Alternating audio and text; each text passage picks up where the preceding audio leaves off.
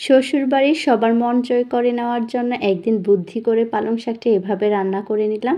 এরপর থেকে তো সবাই আমার হাতের এই পালং শাক রান্নার প্রশংসায় পুরাই পঞ্চমুখ।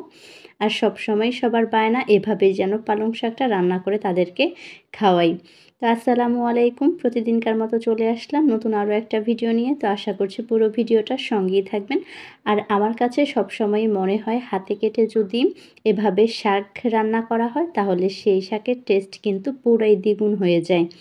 তো অনেকে দেখা যায় যে ছুরি বা কাঁচি ব্যবহার করে শাক কাটেন, আমি কিন্তু অলওয়েজ হাতেই কেটে নিই। তো আমার শাকগুলো কাটা হয়ে গেছে। তো এখন এখানে ফ্রিজ খুঁজে বের করলাম কিছুটা চিংড়ি মাছ। তো খুব বেশি নেই, বড় ছোট মিলিয়ে বেশ কয়েকটা হবে। তো এগুলোকেও আমি একটু সুন্দর মতো পরিষ্কার করে নিচ্ছি। তো এভাবে খোসাটা ছাড়িয়ে নিচ্ছি। তো কে কোথা থেকে আমার ভিডিওটা দেখতেছেন অবশ্যই কমেন্টসে জানাবেন। আর আশা করছি একদমই স্কিপ করবেন না। আপনারা হয়তো ভাবেন যে ভিডিও স্কিপ করলেই আমাদের ভিডিও মানে অন্য কোথাও কমেন্ট করলে আমাদের ওখানেও কমেন্ট আসবে, কিন্তু ফেসবুক কিন্তু বুঝে যায় যে আপনি কারো ভিডিও একদমই দেখছেন না। সেক্ষেত্রে দেখা যাবে যে আপনার ভিডিওটাও ফেসবুক সাজেস্টে নেবে না। তো যাই হোক, কথা বলতে বলতে চিংড়ি মাছগুলো আমার কাটা হয়ে গেছে।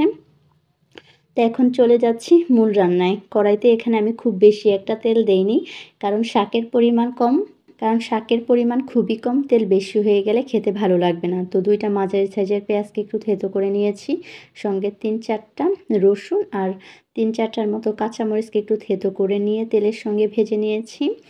তো তেলটা আমি এখানে নিয়েছিলাম 1/3 কাপ পরিমাণ। তো এখন এই তেলের সঙ্গে আমি এখানে চিংড়ি মাছগুলোকে একটু মিনিট 2-এর মতো ভেজে নেব। এতে করে কিন্তু চিংড়ি মাছ থেকে খুব সুন্দর একটা স্মেল বের হয়।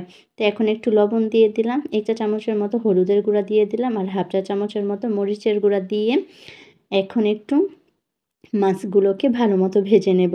তো এই পর্যায়ে আমি 1/2 কাপের থেকেও কম পরিমাণে একটু পানি দিয়ে দিলাম। আর চিংড়ি মাছ তো খুব সহজেই কুক হয়ে যায়, এটা আমাদের সবারই জানা। আর যেহেতু মশলাটা আমি তেলে ভেজে নিয়েছি, তাই মশলার স্মেলও থাকছে না একদমই।